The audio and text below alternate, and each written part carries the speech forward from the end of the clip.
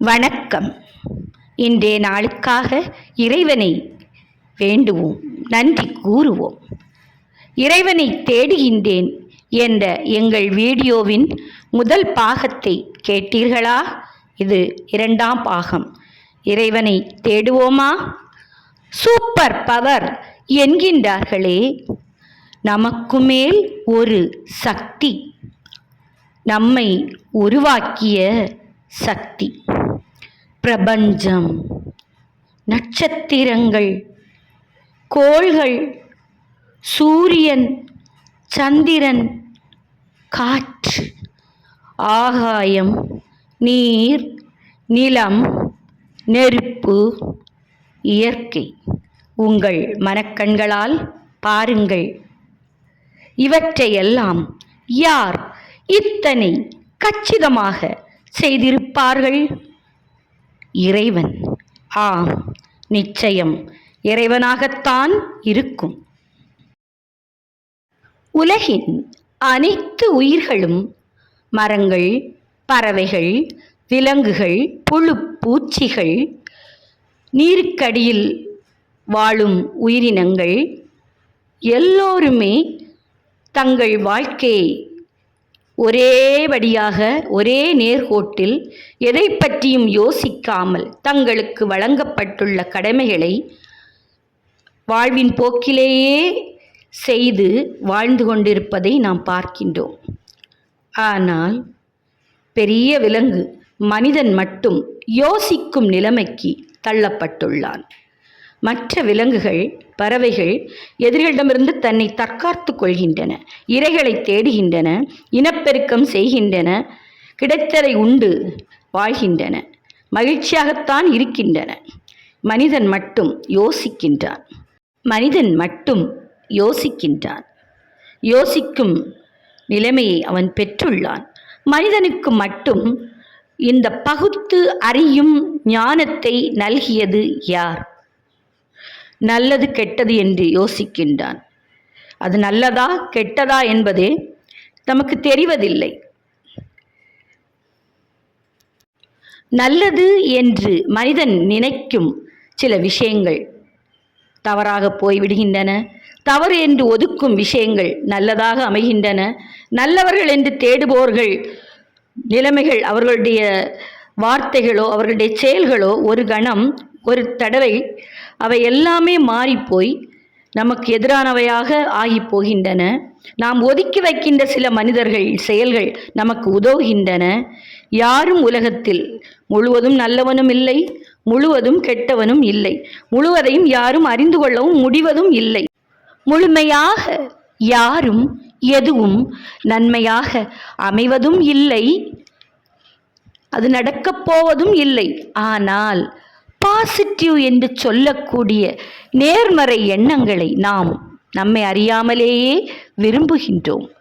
ஆதலால் நேர்மறை விஷயங்களை மட்டும் எடுத்துக்கொள்வோம். துடிப்போடு இருங்கள் என்று சொன்ன விவேகானந்தரின் அந்த வார்த்தைகளை ஏற்றுக்கொள்வோம். கனவு காணுங்கள், நிச்சயம் ஜெயிப்பீர்கள் என்று சொன்ன அப்துல் கலாமின் வார்த்தைகளை ஏற்றுக்கொள்வோம். நாட்டிற்கு நல்ல கட்டமைப்புகளை உருவாக்கிய காமராசரின் அரசியல் வாழ்வை முன்னுதாரணமாக எடுத்துக்கொள்வோம். அகிம்சையில் ஜெயித்த காந்தி, மண்டேலா போன்றவர்களையும் நாம் உதாரணமாக எடுத்துக்கொள்வோம். சரி, இப்போது சூப்பர் பவரை பற்றி பேசுவோமா? சூப்பர் பவர் அப்படியென்றால் காட், இறைவன் இருக்கின்றீர்களா? உங்களோடு நான் பேசட்டுமா? கேட்பீர்களா? எங்களை நீங்கள் உருவாக்கி இருப்பதால் நீங்கள் எங்கள் தாயும் தந்தையும் தானே. தாயும் தந்தையிடம் மனம் விட்டு பேச மாட்டோமா? இப்போது பேசுகின்றோம். இத்தனை அதிசய படைப்புகளில் எங்களையும் ஒன்றாக படைத்ததற்காக உங்களுக்கு நன்றி கூறுகின்றோம். உங்களை பற்றி யோசிக்க வைத்ததற்காக நன்றி கூறுகின்றோம். உங்களை தேடுவதற்காக நன்றி கூறுகின்றோம். பிரபஞ்சம் முழுவதும் நிறைந்திருக்கின்றீர்களா? நான் பேசுவதை கேளுங்கள், எனக்கு பதில் தாருங்கள். சூரிய வெளிச்சத்தை எனக்காக, பகலாக, வெம்மைக்காக, ஒளிக்காக உருவாக்கினீர்களா? இந்த சூரியன் ஒருவேளை பூமியை விட்டு விலகி போனால் வெளிச்சமும் இல்லை, வெம்மையும் இல்லை. ஒரு நொடியில் அனைத்து உயிர்களும் மறைந்து விடுமே, அழிந்து விடுமே. வேண்டாம், சூரியன் வேண்டும், சூரிய வெளிச்சம் வேண்டும், வெம்மை வேண்டும். உயிர் வாழ எங்களுக்கு கதிரவன் வேண்டும். ஆதித்தனை எங்களுக்கு தந்ததற்காக இறைவா உங்களுக்கு நன்றி. சூரியனையும் கோள்களையும் விட்டு குறிப்பிட்ட தொலைவில் எங்கள் பூமியை ஏற்படுத்தியதற்காக நன்றி கூறுகின்றோம். எங்களுக்கு மகிழ்ந்திருக்க பகலும் ஓய்வெடுக்க இரவும் வேண்டும் என்பதற்காக பூமியை சுழலவிட்டதற்காக நன்றி கூறுகின்றோம். நாசி துவாரங்கள் உள்ளிருந்து நுரையீரல்கள் மகிழ்ந்து பணியாற்றி உயிர்களை ஓட வைக்கும் ஐம்பூதங்களுள் ஒன்றான காற்று என்னை தொட்டு தாலாட்டுகின்றது. இந்த காற்றை எங்களுக்கு தந்ததற்காக இறைவா உங்களுக்கு நன்றி கூறுகின்றோம். வெம்மை உயிர்களை தாக்கும் போது ஏந்திய நீரை எந்த வேறுபாடுமின்றி அனைத்து உயிர்களுக்கும் நல்கும் மேகங்களை கொண்ட ஆகாய பூதத்தை எங்களுக்கு நல்கியதற்காக இறைவா உங்களுக்கு நன்றிகள் கூறுகின்றோம். நாங்கள் நடக்கின்றோம். எங்கள் மூதாதையர்கள் இந்த மண்ணோடு கலந்தார்கள். எங்கள் பிள்ளைகள் இந்த பூமியை சொந்தமாக்கி கொண்டார்கள். விளையாடுகின்றார்கள், சந்தோஷப்படுகின்றார்கள். வீடுகளை, கட்டிடங்களை கட்டி குடியிருக்கின்றோம். பூதங்களில் பொறுமை காக்கும் நிலபூதம் தந்த இறைவா உங்களுக்கு நன்றிகள் கூறுகின்றோம். தாகம் என்றொரு உணர்வு. உயிர்கள் வாழ நீர் வேண்டும் என்ற அத்தியாவசியம். பூமிக்குள்ளே, பூமியின் மேற்பரப்பிலே நீர் பூதம். குளமாக, ஆறாக, அருவியாக, ஏரியாக, கடலாக, பெரும் ஆழியாக நீரை குடித்து மகிழ்கின்றோம். குளித்து சுத்தமாகின்றோம். உணவுகளில் நீரை பல விதங்களில் பயன்படுத்துகின்றோம். அதற்கும் நன்றி இறைவா. இன்னொரு முக்கியமான பூதம் இருக்கின்றதே, என்ன தெரியுமா? நெருப்பு. சூரியனே ஒரு பெரிய நெருப்பு சக்தி தான்.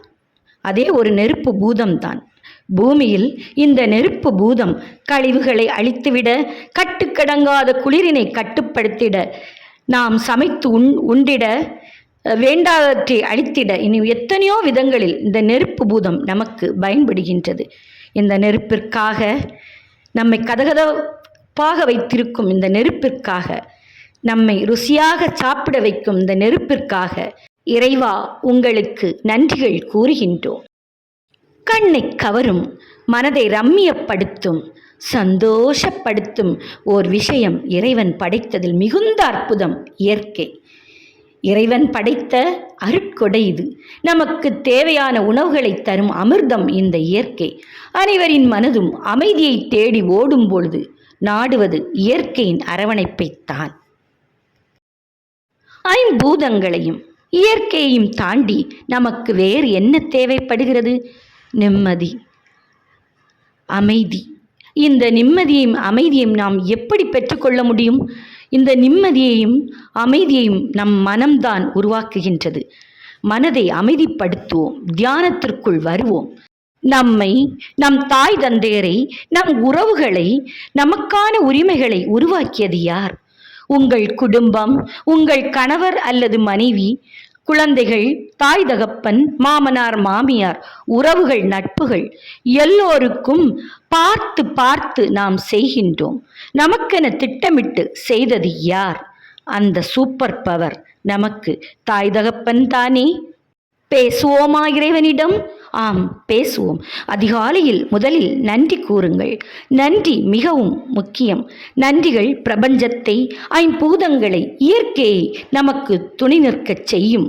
இனி கேட்போம், சூப்பர் பவர் என்று அழைக்கப்படும் இறைவனிடம் நேர்மறை விஷயங்களை மட்டும் பேசுவோம். உணவு, உடை, உறைவிடம், துணை, வம்சம், வருமானங்கள், நிம்மதிகள், ஆரோக்கியங்கள், ஞானங்கள், பாதுகாப்புகள், இன்னும் என்னென்ன நேர்மறை விஷயங்கள் உண்டோ எல்லாவற்றையும் பற்றி சூப்பர் பவர் என்று கூறப்படும் இறைவனிடம் பேசுவோம். நமக்கான எல்லா நேர்மறை விஷயங்களையும் கேட்டு நாம் மகிழ்ந்து சந்தோஷமாக முடித்த பிறகு நம்முடைய வருத்தங்களை, கவலைகளை, கண்ணீர்களை, இயலாமைகளை, அவமானங்களை, வேதனைகளை இறைவனிடம் கூறுவோம். பதில் வருமா? நிச்சயம் வரும். அடுத்த மனிதர்களின் அந்தரங்கங்கள், வசதிகள், உயர்வுகளை பற்றி யோசிக்காதீர்கள். நல்லவன் நிச்சயம் நன்றாக இருப்பான். தீயவனின் வசதிகளை குறித்து யோசிக்காதீர்கள். தீயவன் பொல்லாதவன், வஞ்சகன், சூழ்ச்சிக்காரன், இரக்கமில்லாதவன், பேராசைக்காரன், அடுத்தவர்களை வருத்தப்படுத்துபவன் நெடுநாள் நிலைத்திருப்பதில்லை. நேர்மறைகளை சொல்லி முடித்த பின்னர் எதிர்மறையான விஷயங்களை கூறுங்கள். இன்னும் உங்கள் மனதில் என்னென்ன தோன்றுகின்றதோ எல்லாவற்றை பற்றியும் இறைவனிடம் பேசுங்கள். இப்படி பேசும் பொழுது மனிதரிடமோ யாரிடமும் நம்முடைய கவலைகளை பகிர்ந்து கொள்ள தேவையே இருக்காது. நேர்மறையாய் வாழுங்கள். சிறு சிறு கலக்கங்கள், வருத்தங்கள் வந்தாலும் நல்லவனை இறைவனின் பலத்த கரம் பாதுகாப்பாக வைத்திருக்கும். வியக்கும் வகையில் வெற்றிகள் வரும். நிச்சயம் வெற்றி உண்டு.